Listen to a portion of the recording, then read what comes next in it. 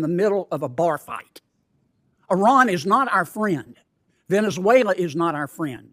President Biden keeps giving them money to buy weapons to try to kill us. Senator, do you not understand that? Sanctions on the Iranian regime. We have not allowed a dollar from Qatar or. A frozen bank account in Qatar became the center of a Senate showdown. Senator John Kennedy accused the Treasury Department of letting billions flow toward U.S. adversaries. Stay with us to see how the confrontation unfolded. Senator Kennedy from Louisiana is recognized. Thank you, Mr. Chairman. Mr. Secretary, the Biden administration has operated as Iran's best friend, hasn't it? No, I disagree completely, Senator. Well, Iran sold Iraq $10 billion, not million, $10 billion worth of electricity, but Iraq couldn't pay them because of our sanctions against Iran. Biden administration waived those sanctions, didn't it? Senator, so that Iran could get $10 billion. Isn't that a fact? No, Senator. Those waivers started under the Trump administration. That money is still in Iraq. That money has never been to Tehran. It will never go to Tehran. The first waiver was on July 2023, wasn't it? Senator, I believe those waivers started in 2018. The first waiver that the Biden administration did was July of 2023, wasn't it? So, Senator, again, I believe the waiver program started in. You didn't issue a waiver on July of 2023. Senator, the waivers were continued into 2023. And you issued another waiver to get the money to Iran in November of 2023, didn't you? Senator, as I said, that money has never been, will never go to Iran. The money is still in Iraq. The money may be used for humanitarian purposes, but not a dollar of that money. And you issued another waiver on March of 2024, not too long ago. That was 6 weeks after Iran killed 3 American soldiers. Senator, you gave Iraq permission to give Iran $10 billion, didn't you? No, Senator. As I mentioned, this was something that started in 2018 under the Trump administration. It allowed Iraq to purchase electricity and to store that money in Iraq. None of that money to date will ever go to Iran. The money is being held for humanitarian purposes. You're not telling the truth, Mr. Secretary. No disrespect, but that's just not true. Senator Menendez and Senator Scott made the point. We all know, unless you peaked in high school, you know that money is fungible. The Biden administration also paid Iran $6 billion to release 5 of our prisoners, didn't it? Senator, again, that money is in Qatar. None of that money has been used. It hasn't been moved. And as I said earlier, while money is fungible in the United States because we care about our people, it's not fungible for the Iranian. So the money's in Qatar? In a bank in Qatar? Yes. Now, what do you think? Who controls that bank in Qatar? Those banks are controlled by those individuals who run that financial institution. I see. So if President Biden says Qatar Bank, don't give this money to Iran, and the Qatar government says give the money to Iran, who do you think the Qatar Bank's going to listen to, Mr. Secretary? So, Senator, those banks in Qatar value greatly their ability to have a relationship with the United States because that's how they make money. Do you believe in the tooth fairy? Ultimately, if we cut off those banks, they will no longer be able to make money. Do you believe in the Easter Bunny? So, Senator, while I understand your point, fundamentally, none of that money has gone to Iran, and that money is not going to go directly to Iran. Now, you did the same thing with Maduro, you meaning the Biden administration. You guys did the same thing with Maduro in Venezuela.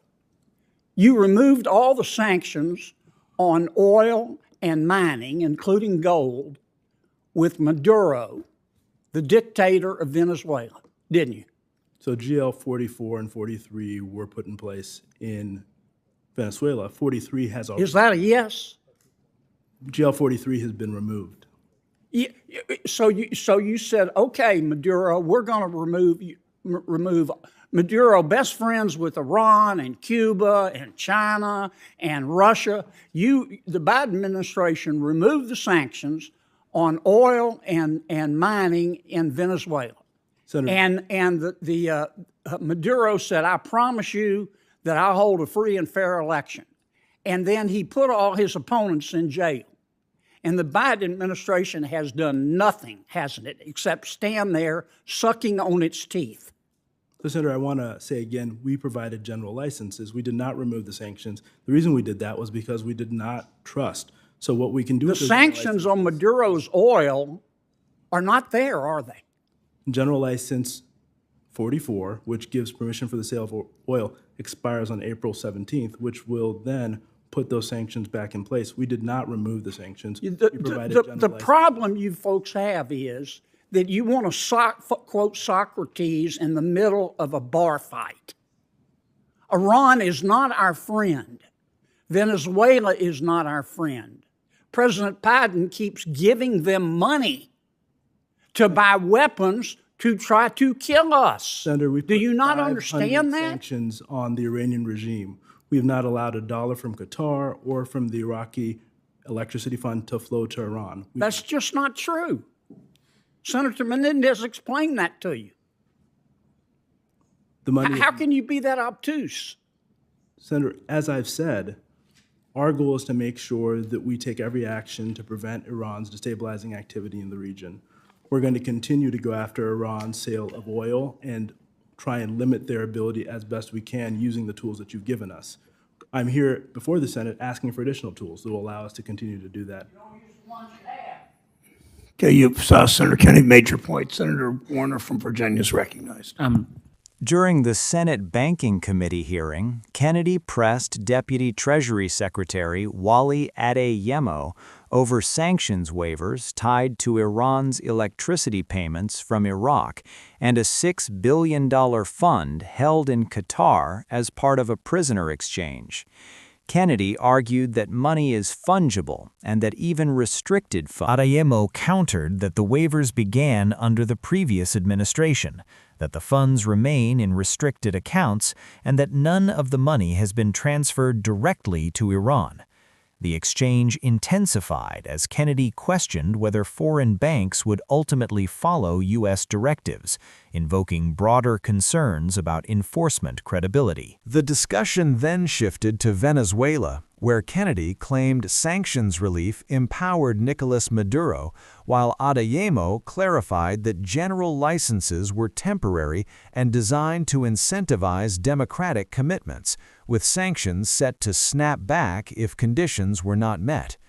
At its core, this clash highlights a complex reality about sanctions policy. Financial restrictions often involve narrow humanitarian exemptions, escrow accounts, and conditional licenses intended to balance pressure with diplomacy. Critics argue that any relief weakens leverage and signals softness, especially after attacks on U.S. forces. Administration officials respond that tightly controlled funds for food and medicine do not equate to cash transfers, and that multilateral enforcement The broader question is whether economic statecraft can simultaneously deter rogue regimes and secure humanitarian outcomes without unintended consequences. If you want deeper, fact-driven analysis of how sanctions really work behind the political rhetoric, stay informed and follow for more coverage.